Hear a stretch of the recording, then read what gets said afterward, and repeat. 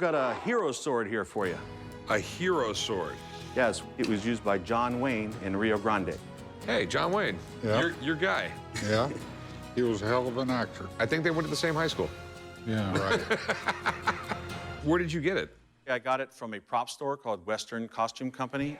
Being a Marine Corps veteran, you know, I've got a kind of affinity to military swords and stuff, and this was probably a sword that was used in the American cavalry. And when the government decided to sell off or get new swords, they sold them to the prop stores. Okay. And you got paperwork for I got this? COA right here. All right. I probably have seen Rio Grande. I do not remember the plot.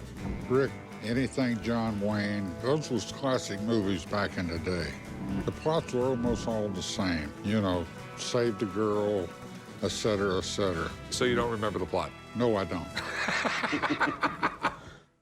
I may not remember all the details, but Rio Grande is considered one of the greatest Westerns ever made. If we can prove this sword was in the movie and used by the iconic John Wayne, it would have all kinds of value.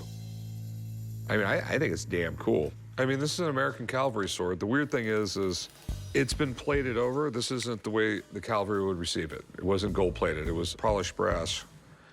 They might have done that just to make it shine a little bit more in the movies.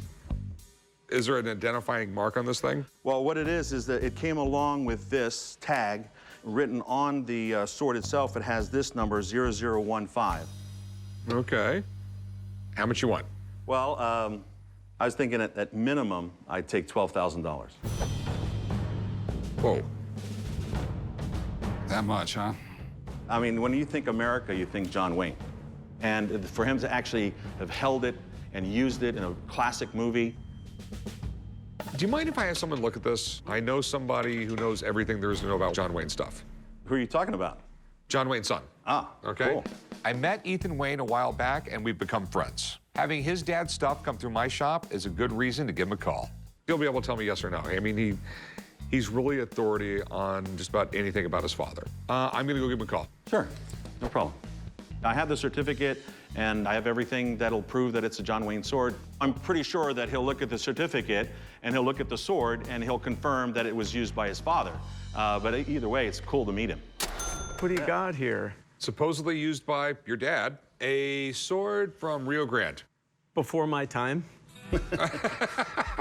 But cool. Rio Grande's one of the trilogies. 3 cavalry films that my father made with John Ford directing. John Ford really responsible for his start as a major player in the movie business. John Wayne was a stunt guy first, right? Well, he worked as a prop man, and he did whatever they wanted him to do. And he was a physical guy. He went to SC on a football scholarship, had an injury, got lucky enough to get a job as a prop man's assistant. And since he was athletic, they'd use him for whatever they could use him for. Is that why you had that special walk to that football injury? No, I think that when he was first put on film, he wasn't comfortable about the way he walked and talked and looked to himself. Ah. So he watched guys like Harry Carey and Yakima Canet, and he built this sort of on-screen persona, representing American heroes and the epitome of the American male. His films were in the Middle East and in India and in Asia and all these places, and so he represented the United States of America to a large portion of the world before we were so connected. These things would typically be in a big bin, and everybody sort of wore the same thing. So it's going to be tough without specific markings to call this one out as a specific one that he used. I think we should start with the certificate of authenticity. It comes from Western Costume Company. I know that a lot of times they would engrave WCC up by the hilt, so I don't see any inscriptions. Do you know if there's one on there? Well, there's this number right here, and which matches the tag that was sent along with it. Okay. We could do. This certificate of authenticity, it's signed by Eddie Marks, who runs the company. I know Eddie, and he's just a phone call away, so I think to really get to the bottom of it, we call him up and we send him the COA because his signature's on it. Okay, give him a call. Since Ethan actually knows the guy who authenticated the sword, I can find out with 100% certainty if it's legit. You can't do much better than that. Hello? Eddie. Yes. It's Ethan. Hey, Ethan, how are you? So I'm sitting here with this sword and scabbard, supposedly from Rio Grande, and I've sent you the COA.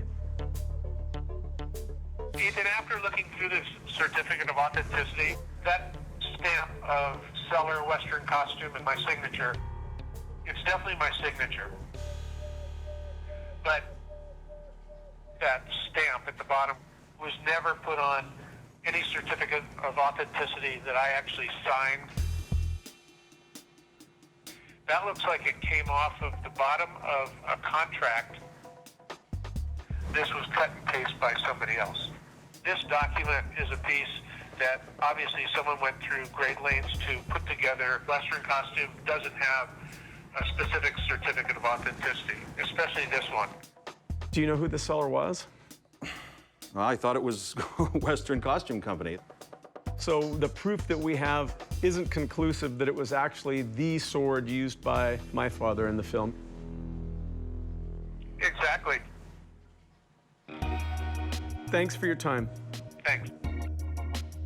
Wow. Don't shoot the messenger. No. I'm so devastated. You know, I have 5 more swords with the same COA, and so I have a feeling that all those swords were also fakes. Wow. Forgers will do anything to get one over on a prospective buyer. This certificate has the right signature, but it's still a fake. That's why it always pays off to bring in an expert. It's not for me. Thanks, guys. You bet. Thanks. See ya. I'm devastated. I really am. I mean, it's one of my prized possessions. Now to find out it was a fake, you know, I'm glad I found out, but at the same time, I'm really sad.